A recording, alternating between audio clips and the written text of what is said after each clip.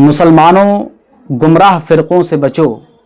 गुमराह फ़िरक़े के साथ रिश्तेदारियां कायम करना, दोस्ती रखना और उनसे ताल्लुक़ात रखना ये शरीयत में जायज़ नहीं है। कुरान मजीद क्या कहता है? अल्लाह तबारक व तआला ने कुरान मजीद में सूरह अनआम की आयत नंबर 68 में फ़रमाया, व इम्मा युनसियन्नक शैतानु फला तक़उद बअद ज़िक्रा मअल क़ौमिज़ ज़ालिमीन।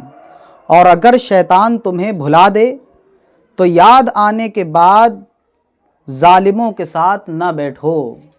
इस आयत की तफसीर में अल्लामा ग़ुलाम रसूल सईदी साहब लिखते हैं कि इसी तरह जब बिदअती और गुमराह फ़िरक़े अपनी बिदअत की तरवीजो इशाअत कर रहे हों और अहले सुन्नत वल जमाअत का रद्द कर रहे हों तो उनकी मजलिस से एहतराज़ लाजिम है, यानी उनकी मजलिस से बचना लाजिम है।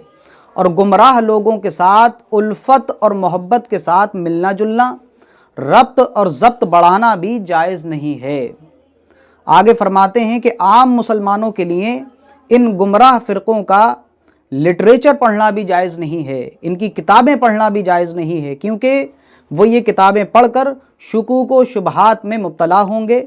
अलबत्ता अहले इल्म को उनकी किताबें पढ़नी चाहिए और उनके शुकूक व शुबहात का रद्द करना चाहिए। देखिए कुरान मजीद इस मसले पर क्या कहता है। हमें गौर करने की ज़रूरत है कि हम गुमराह फ़िरक़े के लोगों के साथ ताल्लुक़ात न बनाएं। ये कुरान मजीद की रोशनी में जायज़ नहीं है।